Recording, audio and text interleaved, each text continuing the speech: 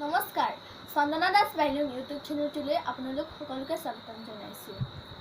আজি মহাপুৰুষ শ্ৰীমন্ত শংকৰদেৱৰ ৫৭২তম জন্মবাৰ্ষিকী। আজি মই সেই মহাপুৰুষজনৰ বিষয়ে দুআষাৰমান ক'বলৈ ওলাইছোঁ। মহাপুৰুষ শ্ৰীমন্ত শংকৰদেৱৰ জন্ম ১৪৪৯ চনৰ আহিন মাহৰ শুক্লা দশমী তিথিত নগাঁৱৰ বৰদোৱাৰ আলিপুখুৰীত হৈছিল। তেওঁৰ পিতৃৰ নাম কুসুম্বৰ ভূঞা আৰু মাতৃৰ নাম সত্যসন্ধ্যা। তেওঁৰ আইতাকৰ নাম আছিল খেৰসুঁতী।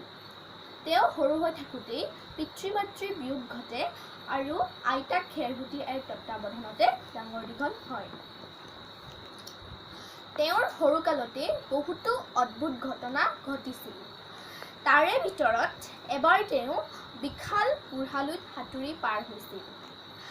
এবাৰ এটা প্ৰকাণ্ড ষাঁড় গৰুৰ শিঙত ধৰি বগৰাই দিছিল আৰু মহেন্দ্ৰ কন্দলীৰ টোলত নাম লগাই মাত্ৰ অ আ ক খ শিকিয়েই আকাৰ হস্ৰইকাৰ নোহোৱা এটা কবিতা লিখি উলিয়াইছিল। সেই কবিতাটোৰ নাম হৈছে কৰতল কমল। তেওঁ বহুতো নাট ভাওনা কীৰ্তন নামঘোষা আদি ৰচনা কৰিছিল। তেওঁৰ প্ৰিয় শিষ্য আছিল মাধৱদেৱ। তেখেত দুজনৰ মিলনক মণিকাঞ্চন সংযোগ বুলি কোৱা হয়। মহাপুৰুষজনাই অসমৰ ধৰ্ম বৰ্ণ আৰু ভাষাৰ সংকীৰ্ণ বেৰ আঁতৰাই নৱবৈষ্ণৱ ধৰ্মৰ প্ৰচাৰ কৰিছিল।